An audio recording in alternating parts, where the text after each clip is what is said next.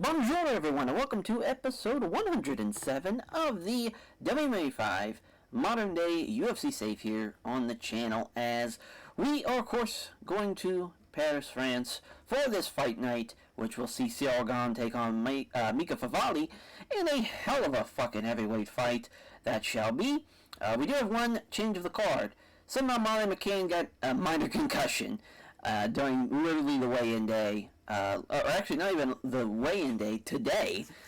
So that absolutely sucks. We have rescheduled at least. We're probably going to have Jillian Robertson. She is going to take on, probably, as far as it's going to be in November, because that's going to be in Calgary, I believe. Is that correct? We'll take a quick look because it's a little bit down the line. Yeah, it's Ontario. Never mind. I was thinking it was Calgary, but no, it's Toronto, Ontario, Canada. So, obviously, a huge kick in the dick. But that is, so that change has led us to adding Ji-Young Kim and Casey O'Neill up. I believe, if memory serves me correct, they were, I don't think it was the New Jersey card. I think it was this Nevada card, or maybe even the UFC 275 prelim. But either way, they were on a prelim for one of these shows. Might even been the Fight Night card here in Asia, but we're able to move it up. God bless them for pretty much saving the card. But we are pretty stoked for that main event, though. Mika Faavale and Gane, two big-ass heavyweights, and two guys that have been on an absolute tear. Obviously, Mika Faavale hasn't lost yet here in the UFC. He knocked out Volkov, he knocked out, he knocked down and then finished Rosenstrike, he knocked out Justin Tafa. He's been the man for a hot minute, and he's been knocking dudes out. It's going to be interesting if this goes the distance, because Gane, of course, tremendous kickboxer, big dude as well. He's coming off his first loss, though, I will say that, against Curtis Blades, but it's Curtis Blades. Curtis Blades is the interim heavyweight champion. He also beat Rosenstrike, but he won with a knee bar, which is quite fascinating. Of course, he knocked out Shamil in 33 seconds. He knocked out Augusto Sakai in 28 seconds. Like, he was just mowing through people. He's got three submissions now. The way he's winning fights, the way he can finish guys, hasn't went the distance but one time, which is kind of crazy. He went the distance with Tanner Boser, but it's going to be a good fight, though. Going to be a hell of a fight. Between, obviously, Gane's a top 10 heavyweight. Mika Faavale is trying to get there. He's 20th, but honestly, he probably should be ranked even higher for how well he's been doing. He's beaten guys like Volkov and Rosenstrike. To me, he's a top 15 heavyweight, and this is a big-time main event for him. Obviously, the Paris, France crowd is going to be behind Gane, but it's going to be a fun fight. It's going to be a fun one. And then actually, we should probably look at the actual betting line itself, because Gane, obviously, clear favorite. But for Mika Faavale to come in, obviously this was also going to be somebody else. This was going to be, I'm trying to remember now who Gane was supposed to fight. Now I'm thinking about it. Because I want to say, I don't think it was Francis. That would have been crazy, though. I don't think it was Francis, but it was somebody, and they ended up getting hurt. So Faavale's coming in with a big opportunity to be able to strike while the iron's hot. Are we able to look at his news history, that maybe that'll show us their fight? Nope. I was hoping that would help us out. But, this is a big-time opportunity for Faavale. And then for Zora Varon dos Santos, taking on Macy Chiasson for Chiasson. She's a clear favorite. It's so crazy how Zora, in her last fight with the company, she finished Felicia Spencer. We bring her back. She lost to Holly Holm by split. She lost to Leah Letson by split. Hasn't had a finish yet.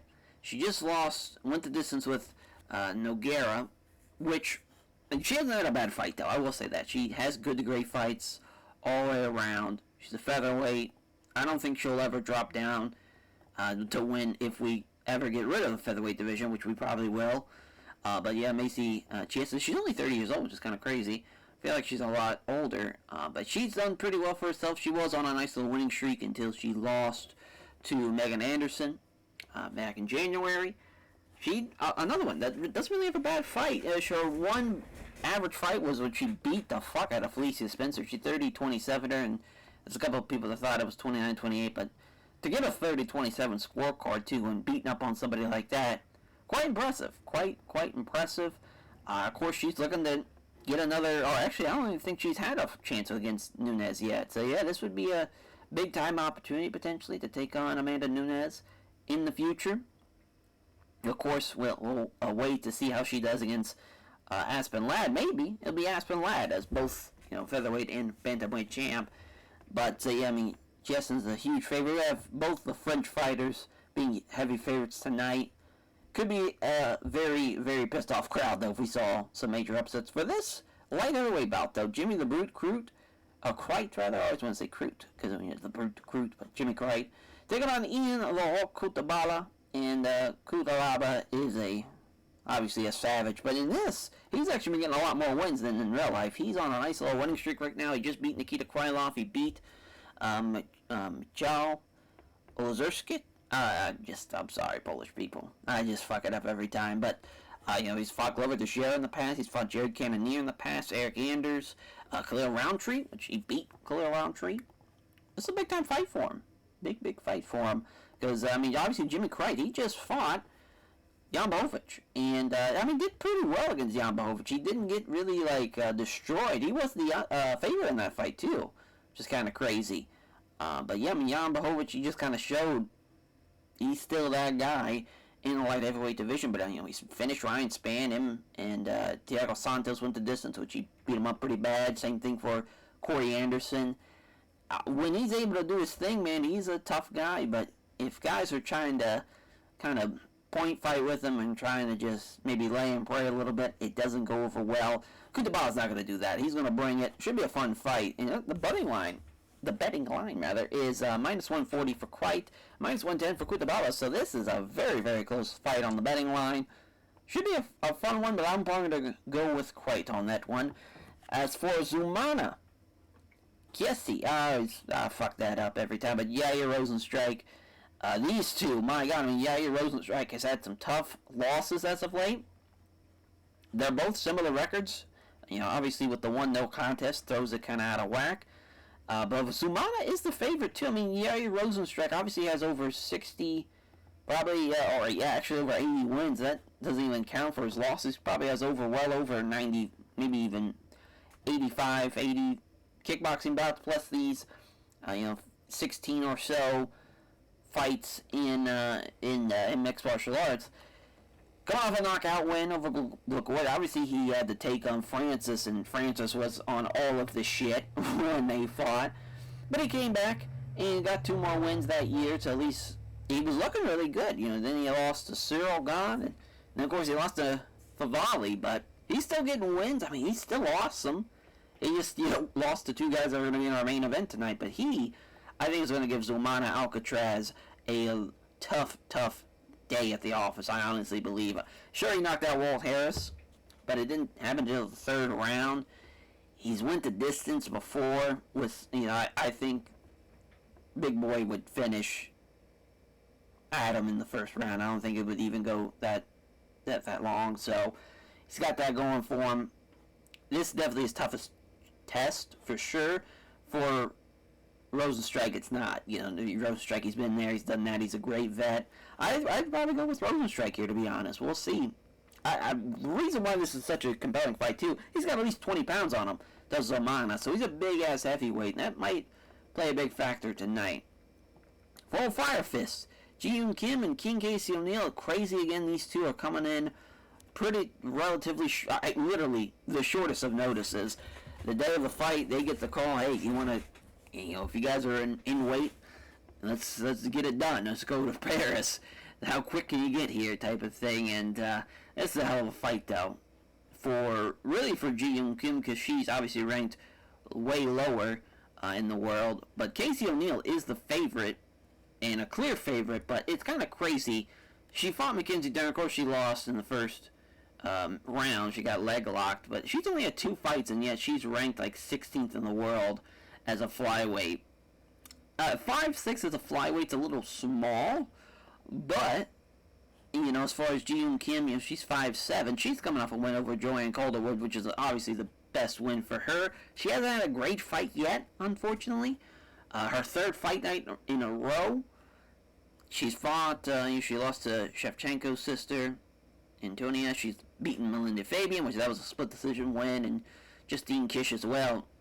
If those go the opposite way, she's probably out of the UFC, obviously, and she probably doesn't even fight Antonia Shevchenko, but we'll see. 32, though, not a great UFC record. She still is ranked highly as a flyweight, but I wouldn't say she's fighting for a job, but she's probably one fight away from fighting for her job, if that makes sense. But they're actually two, pretty highly ranked fighters in the company for the flyweight division, and we'll see what they can do. But again, it's just such a crazy short notice fight. Who knows what's going to happen? But this lightweight main event, Mairbek Tasmanov and Stephen Ray, the Glasgow, Scotland native, and the Vienna, Austrian native, both men highly, highly skilled. Both men have almost the same exact experience in the UFC. They have similar, as far as experience overall, but 9-5, 9-6. Stephen Ray's the favorite in this one. Of course, a London Shoot Fighters guy. He just lost to Mark Ducasse. Oh my God, I had it, and now I lost it. How to pronounce that fucking last name? I think it's Mark Diakis. Yes, that's what it is. Diakis. As he just lost to him and to Nick Lentz, which Nick Lentz is a savage, but still not a great showing at 30-27, and to lose to Diakis in his last fight. But that was in February. We'll see how he does this time around. A couple of months off from his last fight. And for Mairbek, though, Tasmanov, I mean, listen, after beating Islam, and he also has beaten Diakis in the past, but my God, he had a tough go of it after the huge win over Islam to finish him, too, in the first round. Had to take on Ali Quinta, then Beneil Dariush. Then we gave him Rafael Alves, which Alves, he had to go the distance with him to beat him, so that's kind of crazy. Hasn't had a bad fight in a couple of years, really. His only one average fight was his first round win over Islam, which is kind of crazy. Of course, he's fought some very, very tough guys. I mean, he's already fought some tough dudes along the way. Has been basically a fight night demon. He's only had one pay-per-view, and that being UFC 242, the Khabib Poirier card, which he fought Carlos Diego Ferreira, but also he's had a couple of Fight Island cards now. He's been bringing it. But now he's going to main event this prelim here in Paris.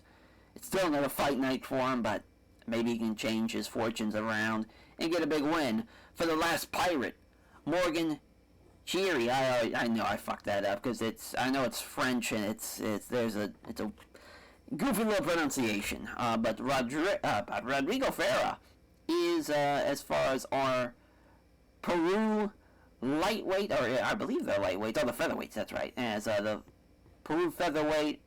He has been on the roster for literally, I want to say around June of 2020, just been waiting, buying his time, trying to get that right fight. I think we got it, though. And as far as for old Morgan, the last pirate, though, he, of course, a guy in real life is very, very impressive. Around the same time he got signed, so both guys have been waiting around for their perfect opportunity. It's finally come. They had to wait literally a year and some change to get it. Both are in the minuses, too. That's going to be a very, very good fight. For William, the Punisher, I think it's Gomez, maybe, but he's taking on Bebert Tumanov, the headhunter, as a Russian, not even Sambo guy, just a Russian striker, and for a freestyle wrestler from France. Both guys make their debuts as well. That's usually what we have for the fight nights. For William, he is the favorite, clear favorite as well. He just beat Paul Hughes, which is a huge win to beat Paul Hughes. That did go to a split decision win, but still beating him shows you this motherfucker's here to play. For the headhunter, though, he is coming off a unanimous decision win. He knocked out Zora Esvian at a European local show in 2020. Another guy's been off for a while, so I think that long layover is probably going to affect him tonight. He's a clear underdog, too, not looking good for him. Chris Duncan, though, and Benoit, the God of War, Saint-Denis. This is a crazy-ass fight to make, to be honest. Chris Duncan's awesome. BSD's awesome.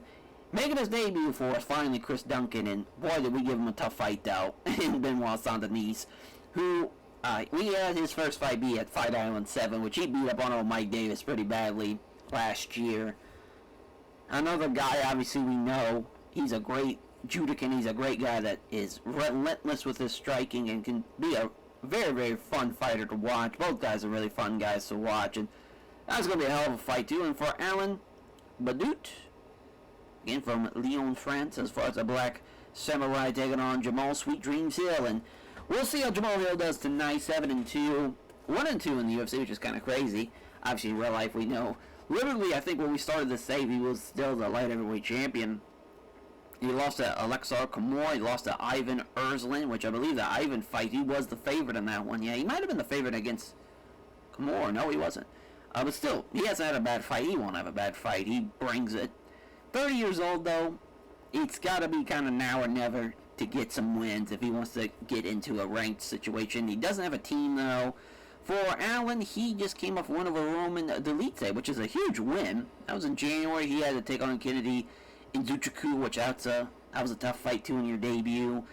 Those are two tough guys. And, I mean, that light heavyweight division is no easy feat. You got some big dudes in there that could end fights with one hit.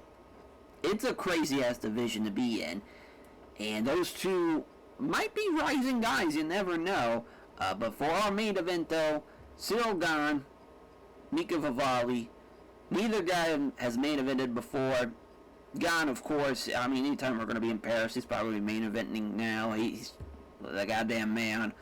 Faavale, though, Jesus, I mean, the way he's kind of become what Tai Tuivasa became for us, whereas Tai has not really rose to that kind of headlining. This is really just Cyril Gane in Tai Tuivasa, but in an all-time line, and instead of fighting for a potential #1 contendership fight for a heavyweight title, they're fighting for maybe the next guy, that, you know, that Francis fight, or the Francis Overeem, that type of fight.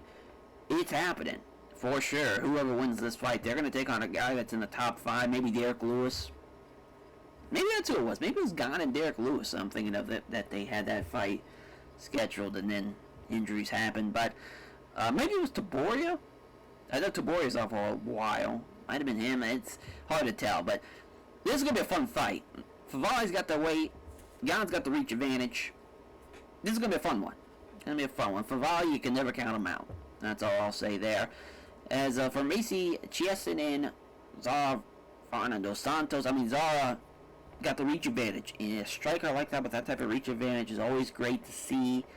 As far as Zara's, you know, she is 0-1 against Fortis MMA people, so we'll say that's not a great sign. And Macy is 1-0 against other Bulgarian top team people. So this is got the cards for Macy Chiesin to get a big win and upset, or not upset, to beat the favorite, being the favorite, rather. Jesus, she's beating the French underdog tonight in Zara Varin dos Santos.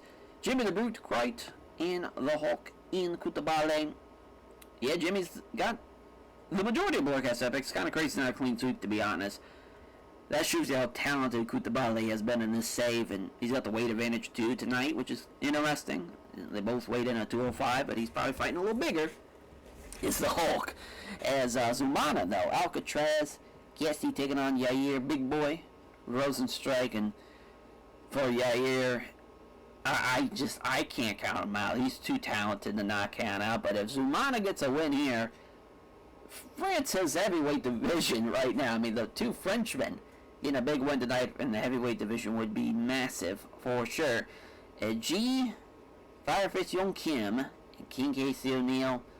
King Casey looking to get a big win tonight, but for Firefist, GM Kim, boy, she hasn't had a great run, but that might change tonight if she can beat Casey O'Neill. And for Maribek Tasmanov, I mean, this is a crazy fight, though, for a main event of a fight night, to be honest. These two guys have gotten some big wins throughout their careers. They're two great vets. That lightweight division is always a fucking awesome division. That's going to be a fun fight. And the two debutees tonight, Morgan, the last pirate, Jiri? That's definitely not it. I know it's something fucking... It's some wild-ass pronunciation from what I remember, but Rodrigo Vera, I mean, this is Peru versus France. Two men from just polar opposite sides of the world.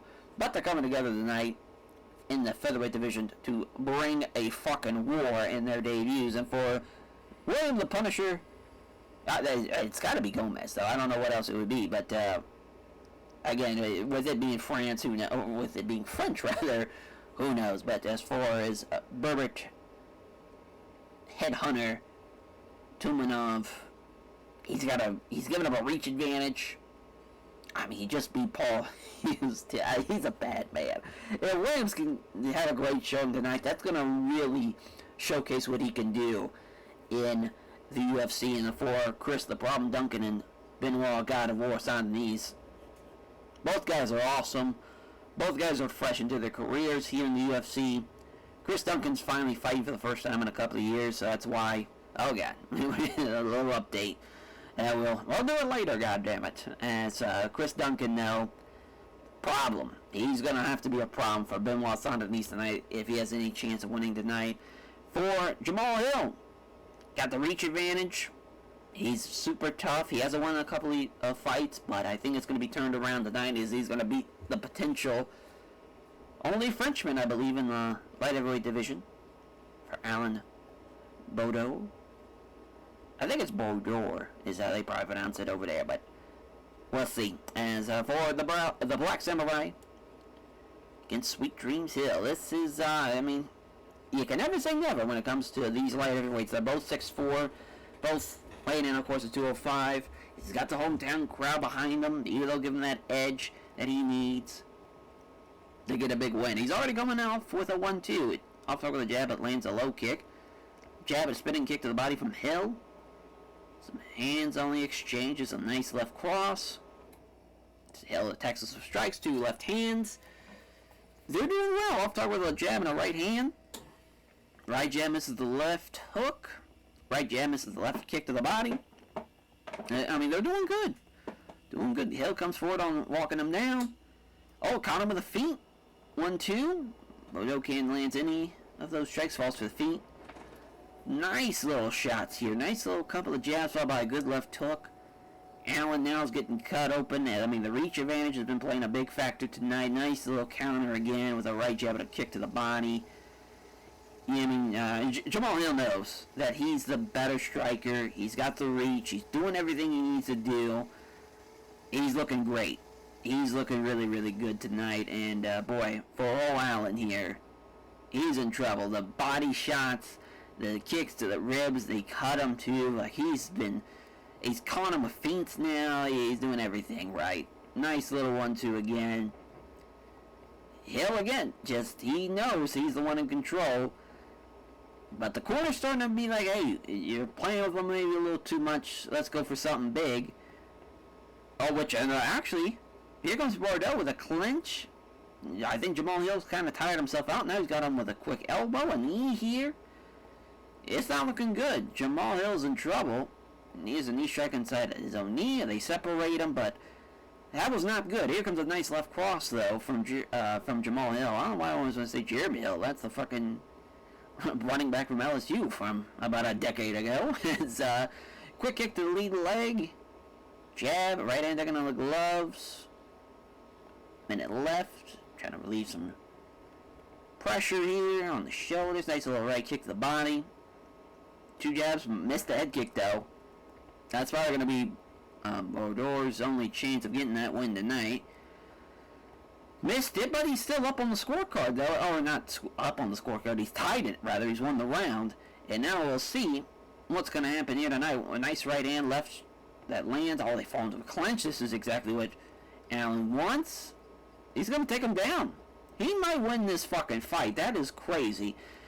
Jamal Hill just got tired, unfortunately, and now he's going to lay and pray, and thank God Herb Dean's finally going to stand him up, but it's just not going to happen. Just Jamal Hill's fucking stamina was just not on display tonight. His judokan background for Allen, but tonight it was better than Jamal Hill's any type of grappling, and he's going to win the fight off of that. I mean, that's crazy. What an upset win. He just got tired. He just couldn't finish him in the first round. That's brutal. Absolutely brutal, and that's why you need a fight team. Absolutely brutal. Chris the Problem Duncan now taking on Benoit, the God of War, Saint-Denis, and Bogard's the referee for this one. This is going to be an interesting one. This is probably where the French start the fucking tirade of wins tonight, and he's getting after it. His old BSD. Got the takedown. Can't really keep him down. Oh, wow. As he actually lost out in the scramble. Never mind. He's just going to stand up. Chris Duncan says that. We're going to stand up. And BSD says, no, we're going right back down. But no, he's going to actually get him up against the cage. And now a judo throw. There we go. That great hip throw. Yeah, Chris Duncan's been a little outmatched there. That was not a good round for him. And BSD's just on a warpath right now. He's taking him down any chance he gets. Which is pretty interesting. That's not really how he fights. Usually he's trying to stand and bang with somebody, but tonight it has just been rinse and repeat on these takedown attempts. He knows that he's the better grappler, and that's been shown quite clearly tonight. Final round. Again, he gets it. It's a single leg too. I mean, he's just been dominating. Been absolutely dominating. Markow's going to stand him up, and BSD's going right back down with him. Obviously, clear 30-27. I mean, Chris Duncan, yeah, he was in over his head tonight, and that we probably shouldn't have made that fight. But hey, we see what BSD can do grappling wise, and he is really good. UFC Gym, though, he thinks everyone connected to them and helping him prepare for the fight, and for our sponsors supporting him financially as well. Hell of a win, as we'll see how the Punisher does against the Headhunter.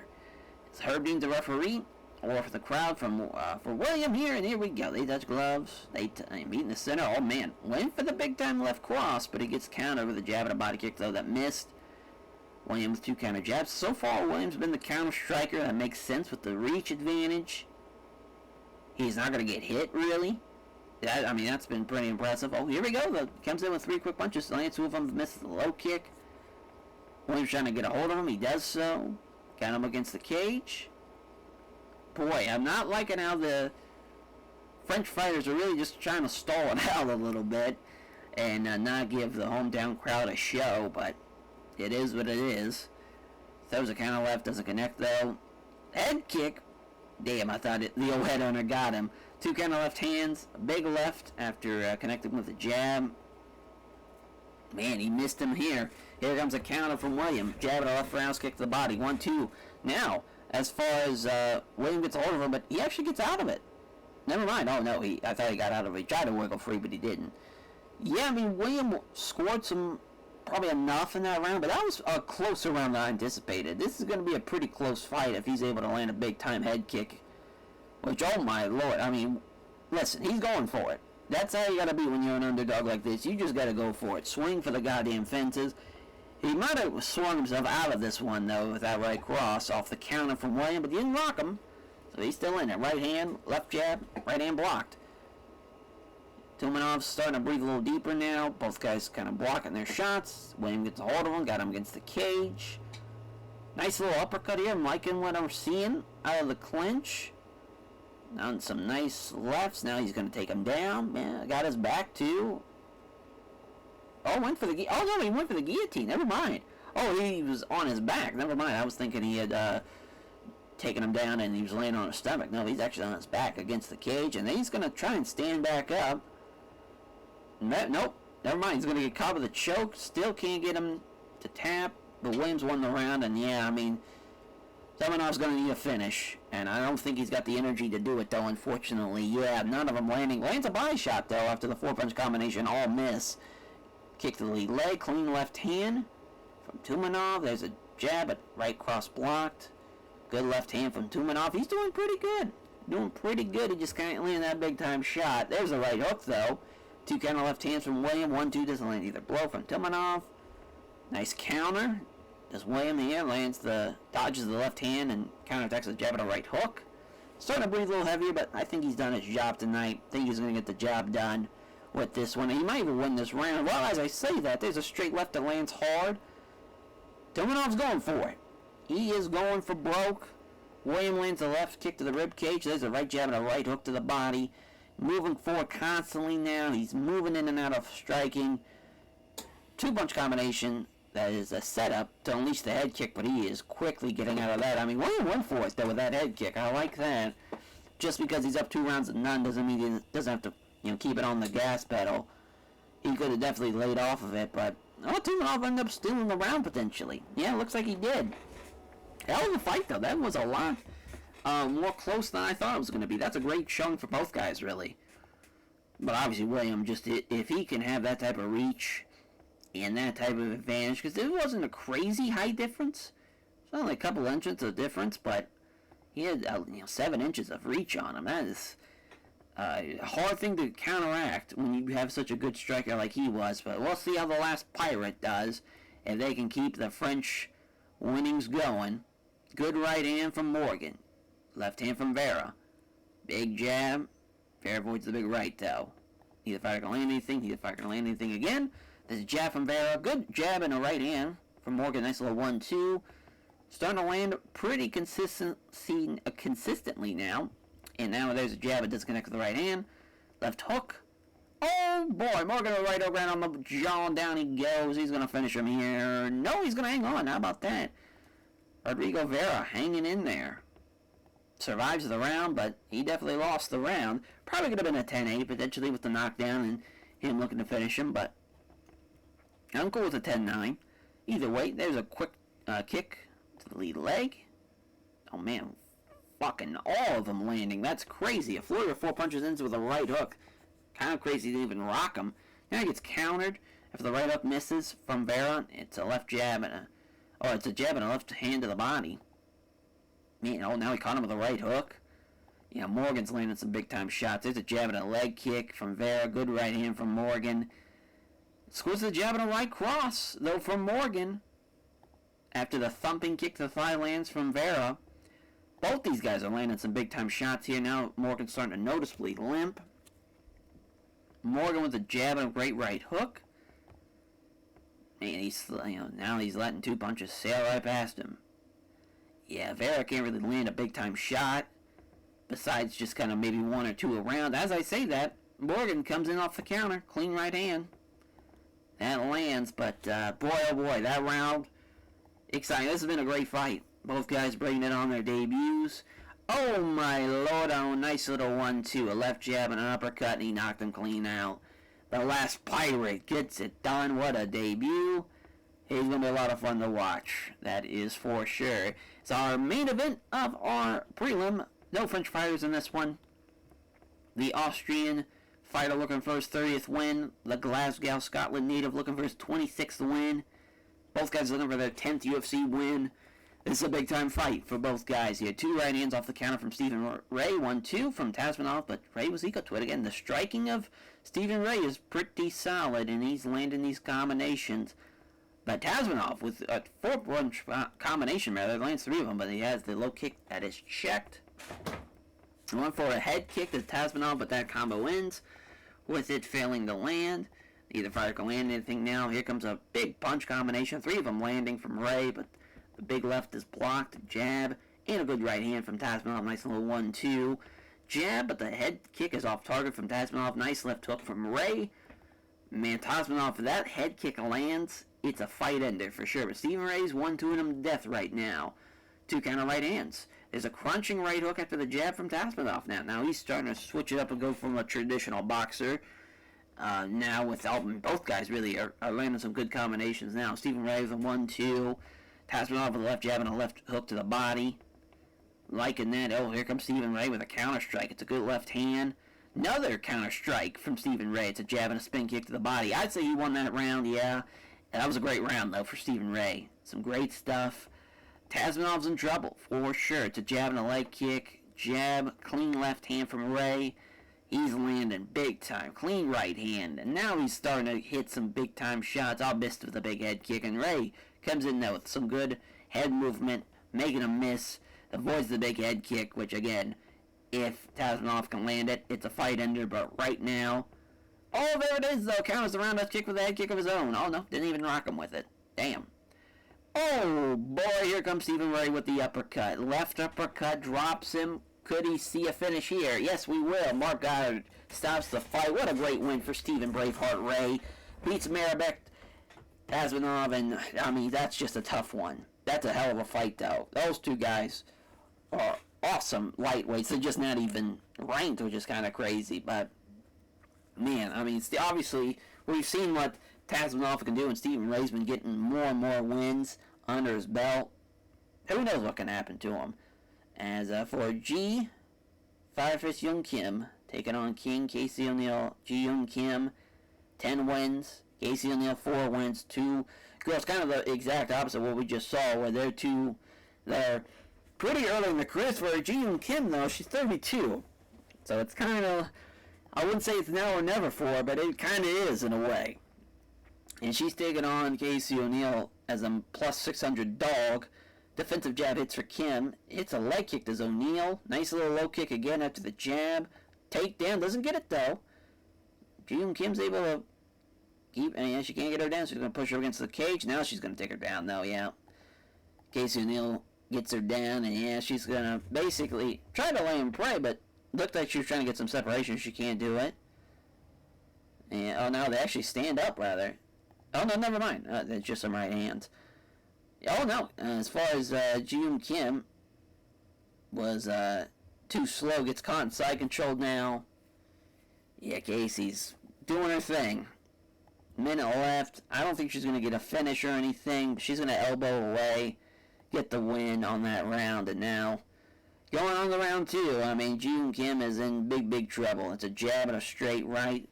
And O'Neill with a 1-2 again. It's a jab and a right. Oh, my God. Kim's trying to suck under a guard.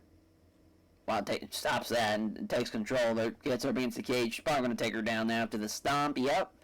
Sure does. And now she's going for some separation early. But again, bad idea. Just gets caught in side control.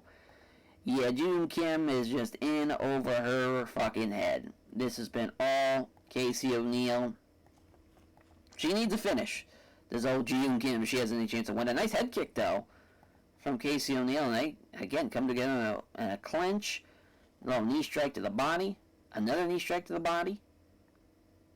Big knee strike. Oh, my God. Just kneeing her to death.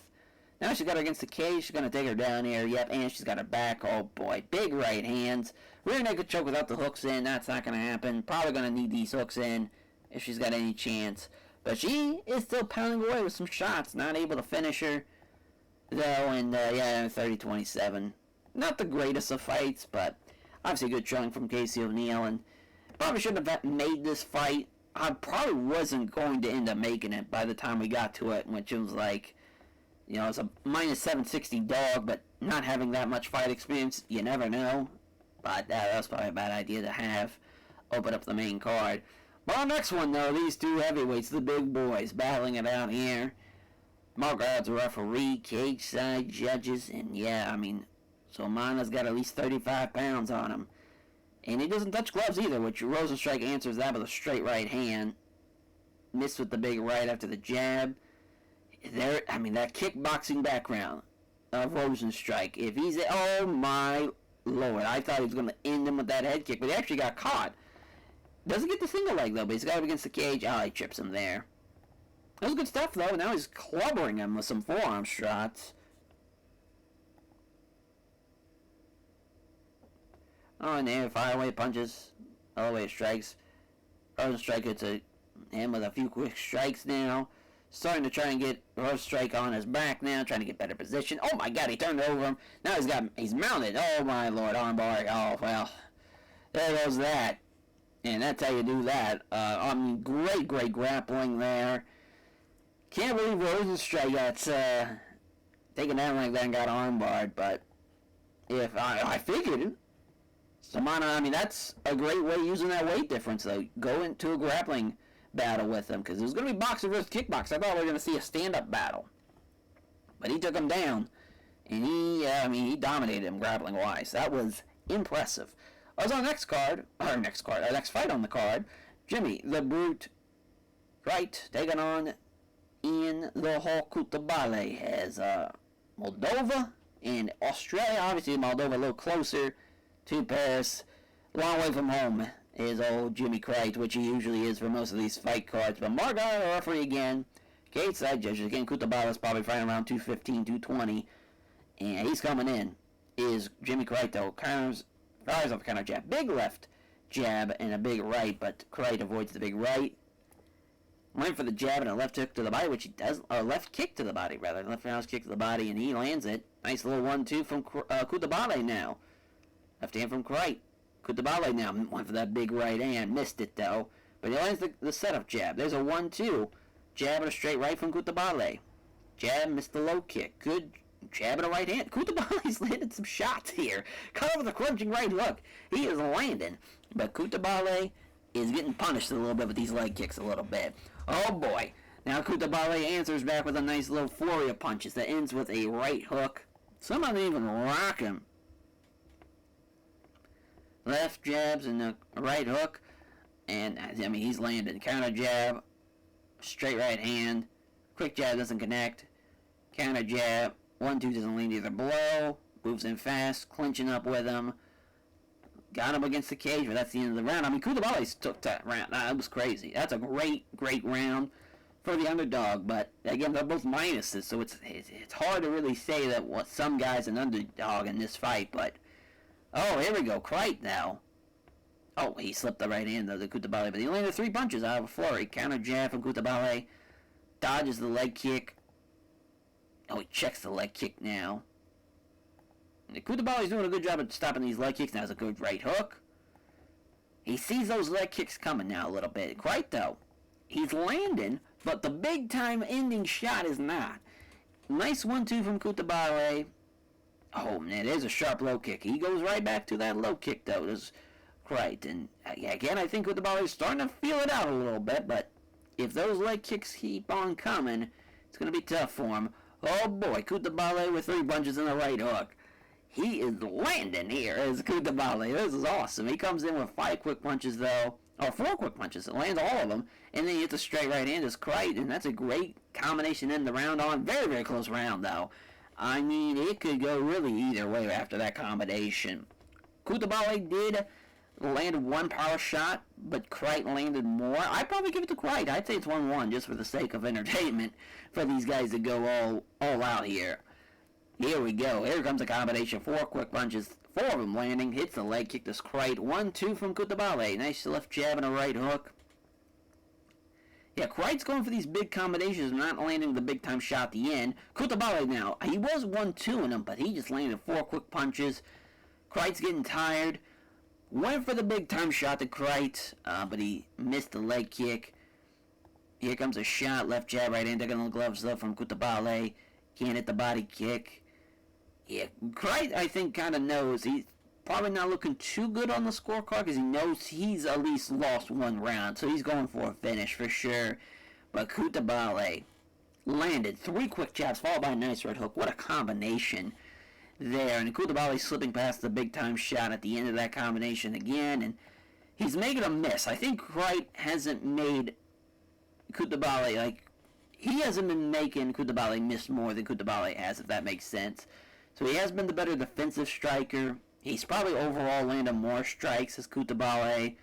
We'll see, though. I'm interested to see how the scorecards are going to be. There's a 1-2 from Crite. Clean right hook. Oh, my Lord. He probably fucked his jaw up. He knocked him down. Well, Kutabale, even if he doesn't finish the fight, he has won this one off of that win. I think 29-28 is the right call. But he won that fight off of that fucking shot, though. Because, I mean, if he didn't drop him, it probably, because I'm assuming he landed, let's say the power shot didn't fuck up his jaw and probably didn't drop him. Let's just say it stops at 4 strikes, power strikes. But then none of these jabs and power shots land. If Crite lands another big-time shot to counter that, it could be different. It could have been a 3rd round for Crite, but that 1 drop, that was a hell of a fight, though. That was awesome. Kutabale is the man, though. UFC gym guy as well, and those guys, they got some killers over there, and they've been doing a really good job. Good shit. Good shit there. As for Varane dos Santos taking on Macy Chiesson, I will say, the fucking French have done really well tonight. Will we see one loss, though? If it's going to be one, this one being in is not the craziest. And there's a left hook, though. Oh my lord, she backfisted her into the future. Dropped her with the back fist. She didn't see it coming. What a fucking win for Macy GS, and the back fist caught her. Well, I love a good back fist, so I can't be mad at that. Great win for Macy GS. And now our main event, Mark Goddard, with these two heavyweights. I can't believe they're going to go 5 rounds potentially, but I don't think it's getting out of the first. We'll see. Nice 1-2 from Faavale. Oh my.